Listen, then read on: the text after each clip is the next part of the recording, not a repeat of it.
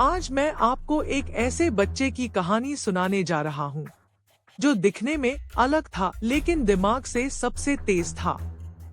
इस बच्चे का नाम था अष्टावक्र।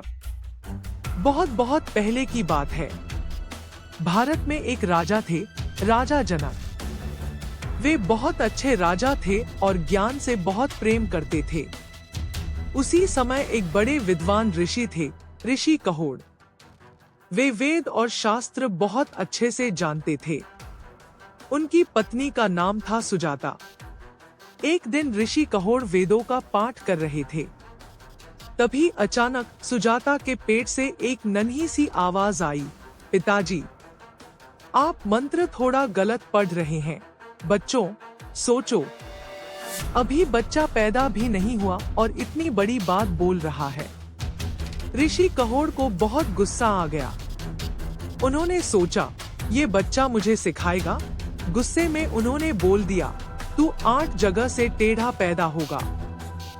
कुछ समय बाद बच्चा पैदा हुआ। उसका शरीर सच में 8 जगह से टेढ़ा था, इसलिए उसका नाम रखा गया अष्टावक्र। अष्ट मतलब 8, वक्र मतलब टेढ़ा। बच्चों, उसका शरीर भले ही टेढ़ा था, लेकिन उसका मन बहुत तेज और साफ था। कुछ साल बाद ऋषि कहोड़ राजा जनक के दरबार में गए। वहां एक बड़ा शास्त्रार्थ होने वाला था। शर्त यह थी, जो हारेगा उसे नदी में डाल दिया जाएगा।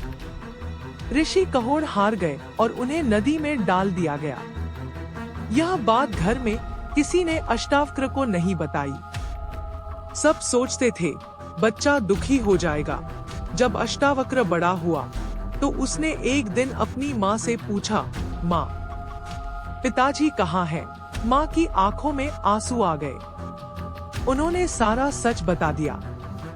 अष्टावक्र चुप हो गया, लेकिन उसके मन में एक बात पक्की हो गई, अब मैं राजा जनक के दरबार जाऊंगा। बच्चों, अष्टावक्र का चलना भी आसान नहीं था। शरीर टेढ़ा था, फिर भी वो हिम्मत करके चल पड़ा। जब वो राजा जनक के दरबार पहुंचा, तो लोग उसे देखकर हंसने लगे। ये टेढ़ा बच्चा यहाँ क्या करेगा? लेकिन अष्टावक्र डरा नहीं। उसने शांति से सबको देखा और बोला, क्या यह सभा समझदार लोगों की है या सिर्फ शरीर देखने वालों की? पूरा दरबार एकदम शांत हो गया। राजा जनक खुद खड़े हो गए। बच्चों, यहीं से शुरू होती है एक अद्भुत कहानी। एक टेढ़े शरीर वाले बच्चे की एक बुद्धिमान राजा के साथ ज्ञान भरी बातचीत। आगे क्या हुआ? क्या राजा जनक ने अष्टावक्र को पहचाना? क्या अष्टावक्र अपने पिता को वापस ला पाए? ये सब जानेंगे पार्ट 2 में।